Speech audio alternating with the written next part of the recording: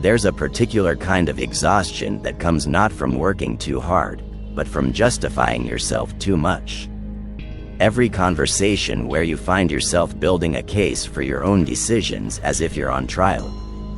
Every moment you dilute your conviction with the word but, or maybe, or I just thought.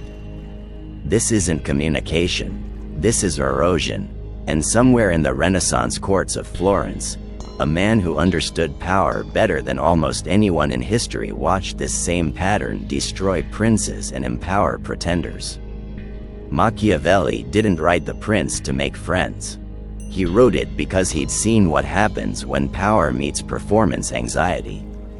When leaders become so desperate to be understood that they forget to be respected. The question that haunts his work is simple but devastating. Why do we believe that explaining ourselves makes us stronger when history proves, again and again, that it makes us vulnerable? We live in an age of radical transparency. Everyone performs their reasoning, their emotions, their morning routines. We've built entire social architectures around the idea that more explanation equals more authenticity, more connection, more trust. Instagram captions that read like therapy sessions. LinkedIn posts that transform career decisions into public referendums. We've confused visibility with value and disclosure with depth. But here's what Machiavelli understood 500 years before the first social media platform. The moment you over-explain, you hand your power to whoever's listening. Not because they'll use your words against you, though they might, but because you've revealed something far more dangerous than information. You've revealed your need for their approval. Think about the last time you felt truly powerful. Not dominant or aggressive, but genuinely certain. Chances are, you weren't explaining yourself. You were simply being. There's a reason for this. Power and justification exist in inverse proportion to each other. The more you explain, the more you suggest that your position is negotiable, that your boundaries are actually requests, that your decisions are awaiting verdict. This is what Machiavelli saw in the courts of Italy, where princes who apologized for their strength were overthrown by those who simply exercised it. His genius wasn't cruelty, it was clarity. He saw what comfort hides, that people respect control, not confession. That authority comes not from making others understand your reasoning, but from making them understand that your reasoning is complete, final, resolved. This doesn't mean being cold or dismissive. It means recognizing that explaining yourself is often just anxiety wearing the mask of courtesy. Consider the modern workplace. Someone challenges your decision. Your first instinct is to build a case, to walk them through your thought process, to prove that you've considered all angles. This feels responsible. It feels inclusive, but what you're actually doing is opening your certainty up for committee review. You're transforming a decision into a discussion, leadership into consensus seeking. And here's the subtle trap. The more thoroughly you explain, the more you signal that your position could have been different if the variables had shifted slightly. You're teaching people that your convictions are circumstantial. Machiavelli would have recognized this immediately. In chapter 19 of The Prince, he writes about the danger of being despised, and he's clear. You're despised not when you're firm, but when you're inconsistent. When your yes today might be no tomorrow depending on who's asking and how much they press. Every over-explanation is a small advertisement of your willingness to be swayed. It's not information you're giving away. It's leverage, but this isn't just about strategy. It's about something deeper, something that Jung would later articulate in his work on the shadow. Every time you justify yourself beyond what's necessary, you're negotiating with the part of you that still believes you need permission to exist as you are.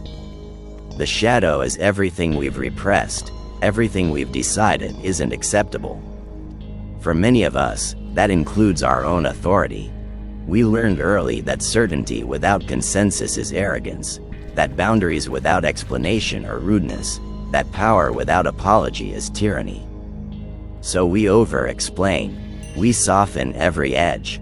We transform our decisions into collaborative fiction. This is exhausting because it's dishonest. Not dishonest to others, but to yourself. You're performing a version of power that requires constant external validation, constant proof that you've earned the right to your own convictions. And the cruelest part is that this performance never ends. There's always another person to convince, another doubt to address, another scenario where your reasoning might not hold up under scrutiny. You become a lawyer arguing a case that will never close. Machiavelli understood that this kind of psychological servitude is incompatible with leadership. Not because leaders are cold or because they don't care about others' perspectives, but because leadership requires the ability to absorb uncertainty and return certainty. When everyone around you is lost, they don't need your thought process. They need your decision. When the path forward is unclear, explanation doesn't clarify, it contaminates. It spreads your doubt into the room like a virus. There's a scene that Machiavelli might have witnessed countless times.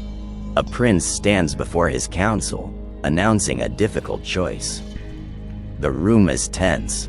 People are skeptical, even hostile. And then the prince makes his fatal mistake. He starts explaining. He walks them through his reasoning, his hesitations, his alternative scenarios. He thinks he's building trust. What he's actually doing is building a case for mutiny. Because now everyone in that room knows that this decision wasn't inevitable. It was chosen, and if it was chosen, it can be unchosen. If it required this much justification, perhaps it's not justified at all. The irony is that we over-explain precisely when we're most uncertain. We build elaborate justifications not to inform others but to convince ourselves. It's a kind of verbal scaffolding we construct around our doubts, hoping that if we can articulate the reasoning well enough, the decision will become solid. But scaffolding isn't structure, and the more we talk, the more we reveal the gaps in our own conviction. This is the hidden mechanism that Machiavelli identified but that Jung would later dissect with psychological precision. When we over-explain, we're engaging in what Jung called projection. We're taking our inner doubt and externalizing it, spreading it into the social space, hoping that if enough people accept our reasoning, we can finally accept it ourselves. But it never works. Because external validation can't resolve internal fragmentation. You can't think your way into certainty by performing your thoughts for an audience. Here's what happens instead. You create a feedback loop of dependence. Every time you explain yourself and receive acceptance, you train yourself to need that acceptance. You become addicted to the validation loop. Your decisions start to morph based on who's in the room, what their faces are doing, whether they're nodding or frowning. You lose the ability to know what you think independent of what others might think about what you think. This is psychological imprisonment disguised as social grace. Nietzsche saw this too, though he approached it from a different angle. He called it herd mentality, the tendency to outsource our values to the collective, to let the crowd determine what's acceptable, reasonable, justified. When you over-explain, you're essentially asking the herd for permission. You're saying, "Here's my reasoning, please tell me if it meets your standards." And the herd is always hungry for this kind of submission because it reinforces the collective's power over the individual. But here's where it gets even more insidious. Over-explaining doesn't just weaken you in the moment. It trains others to expect explanation. Once you've established the pattern, silence becomes suspicious. Brevity becomes arrogance. A simple "no" becomes an affront. You've taught people that your decisions come with a receipt, and now they demand to see it every time. You've turned your authority into a customer service desk. Machiavelli would have watched this dynamic play out in the Renaissance courts with cold fascination. The princes who explained themselves too much were the ones who ended up exiled or dead. Not because explanation itself is fatal, but because it signals a deeper vulnerability, the belief that power needs to justify itself. And once people sense that belief, they start testing it. They push boundaries. They demand more explanation. They escalate their challenges because they've learned that your certainty isn't certain at all. It's negotiable. There's a reason why the most powerful figures in history speak less, not more. It's not because they're hiding something or because they're intellectually lazy. It's because they understand that words are expensive. Every sentence you speak is a commitment, a position, a potential future contradiction. The more you say, the more you're bound by. Silence, by contrast, is flexible. It can mean agreement or disagreement, certainty or contemplation. It preserves your options while requiring others to fill the void with their own projections. This is uncomfortable for us because we've been taught that silence is passive, that it's the absence of engagement rather than a form of it. But Machiavelli knew better. Silence is active. It's a choice. And it's often the most powerful choice available because it forces others to confront their own uncertainty instead of feeding on yours. Think about a negotiation. The person who speaks first usually loses because they've revealed their position, their priorities, their anxiety. The person who can sit in silence, who can let the tension build without rushing to fill it with explanation, holds the power. Not because they're playing games, but because they're not afraid of the discomfort that silence creates. They're willing to let others be uncertain while they remain contained. This is what Jung meant when he talked about integrating the shadow. Part of that shadow, for most of us, is our own power. We've learned to be afraid of it, to dress it up in justification and reasonableness, to never let it stand naked and undefended. But power that's constantly defended isn't power. It's performance, and everyone can sense the difference. The transformation begins when you realize that you don't owe anyone your thought process. You owe them respect, honesty, integrity. But your internal reasoning? That's yours. It's the private architecture of your consciousness, and you're under no obligation to provide guided tours. When someone asks why you made a decision, the complete answer is often, because I decided to. Not because you're trying to be difficult, but because that's the truth. Everything else, all the reasoning and weighing of options, that happened in the privacy of your own mind. It's already complete. This doesn't mean you can't explain when it's genuinely useful. Strategy requires communication. Collaboration requires shared understanding. But there's a difference between explaining because it serves the goal and explaining because you're anxious about how you're perceived. One is strength. The other is weakness pretending to be transparency. Machiavelli's wisdom cuts through centuries of social conditioning with one simple observation. People don't follow explanations. They follow certainty. They follow the person who seems to have resolved the internal debate, who's moved past doubt into decision. Your job isn't to bring them along for your entire psychological journey. Your job is to arrive at clarity and then communicate that clarity simply and directly. There's a specific moment when you feel it, the shift from explaining because it's useful to explaining because you're afraid. It happens in the middle of a conversation. You've stated your position clearly. There's a pause, and in that pause, you feel a pressure, almost physical, to fill the space. To add another reason, to preemptively address objections, to soften the edge of what you just said with qualifiers and considerations. This is the moment of choice. And what Machiavelli understood is that this moment determines everything. If you fill that pause, you've communicated something beyond your words. You've communicated that your position wasn't actually complete, that you're still editing it in real time based on the social pressure in the room, that you're willing to negotiate with your own clarity.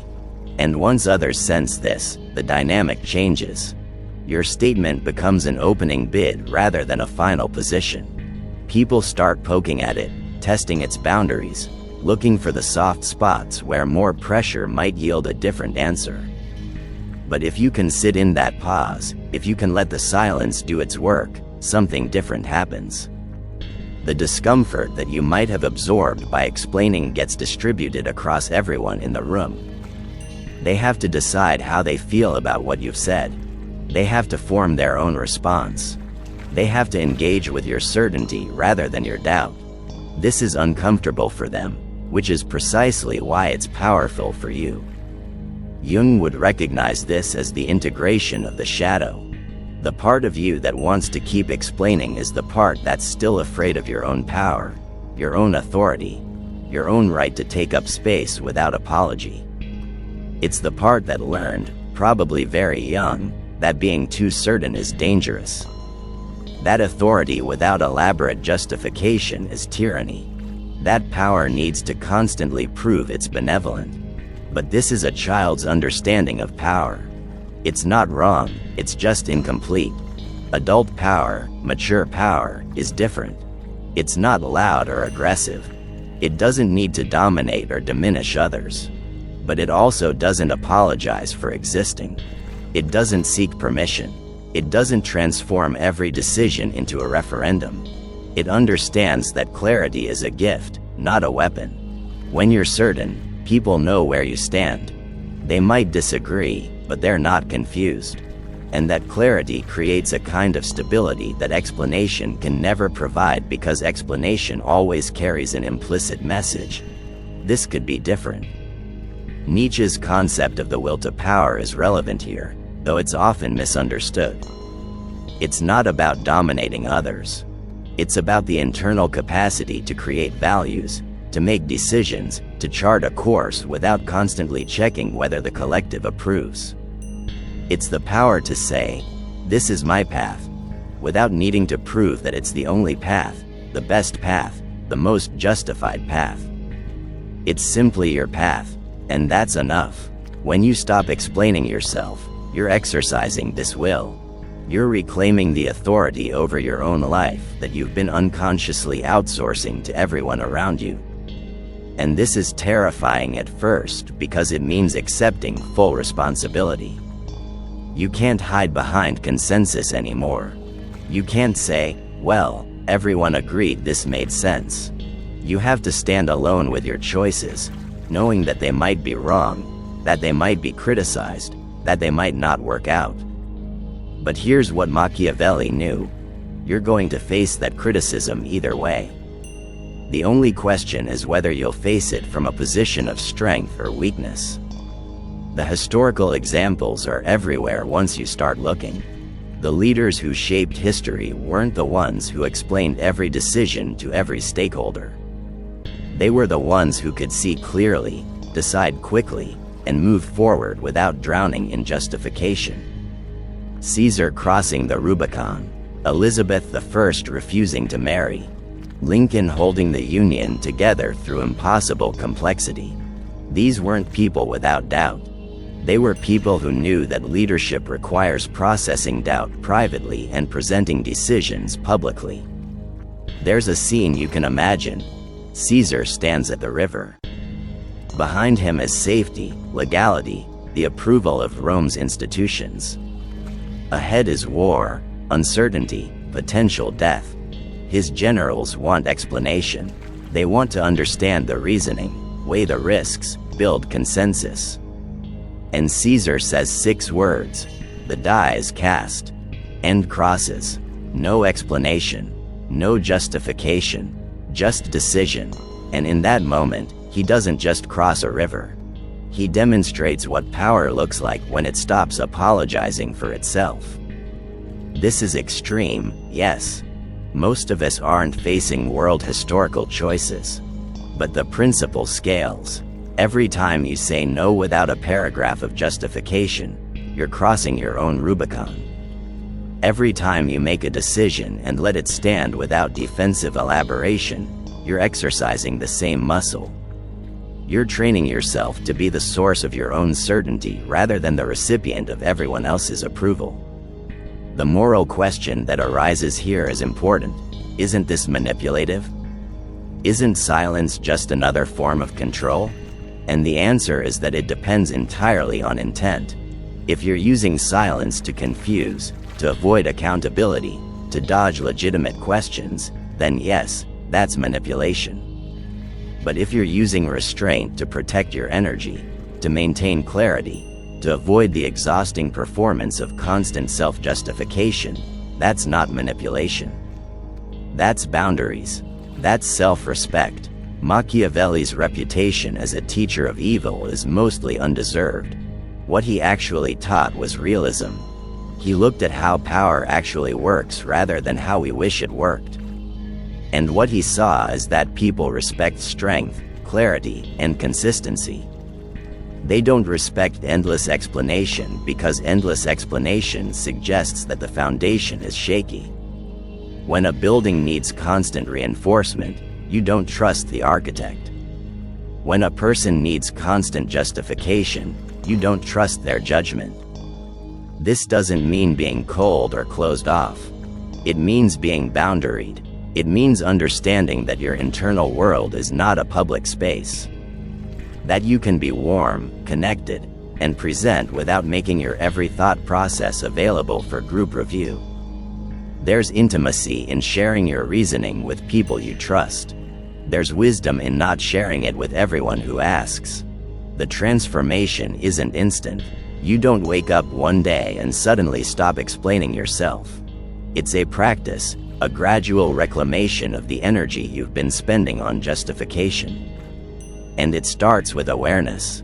Start noticing when you explain. Pay attention to the feeling that precedes it. Is it genuine desire to communicate? Or is it anxiety? Is it clarity seeking expression?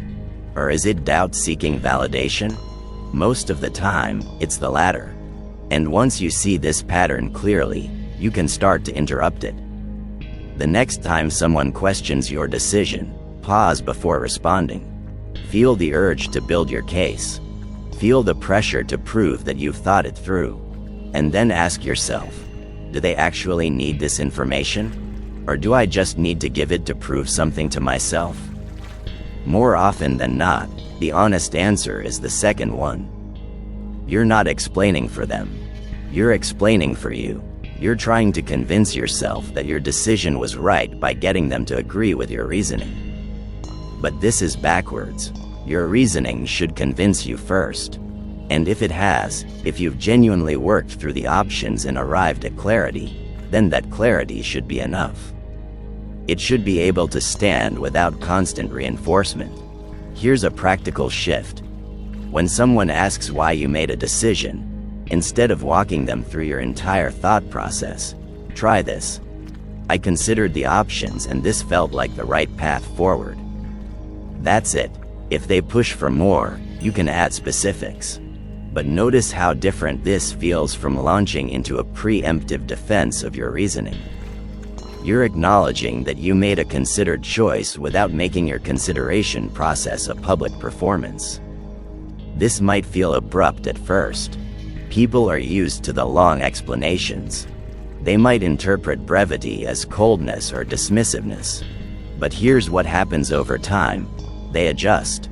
They learn that when you make a decision, it's final. Not because you're inflexible, but because you've already done the internal work. They learn to trust that your yes means yes and your no means no. They stop testing the boundaries because the boundaries are clear. And something else happens too. You start to trust yourself more. When you stop outsourcing your certainty to the social space, you develop internal authority. You learn to sit with your own decisions, to let them be what they are without constantly checking whether everyone else approves. This is what Nietzsche meant by self-overcoming. The capacity to be your own source of value rather than absorbing it from the collective.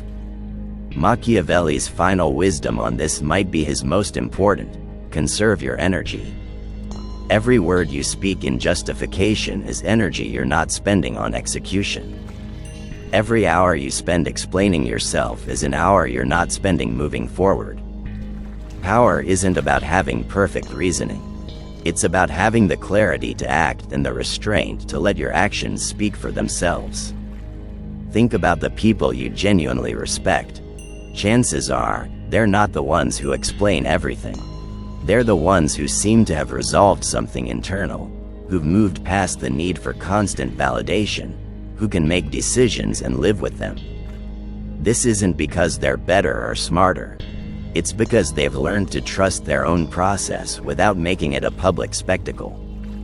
The world will always demand explanations. Society runs on justification, on proving that you've earned your position, on demonstrating that your choices are reasonable by collective standards.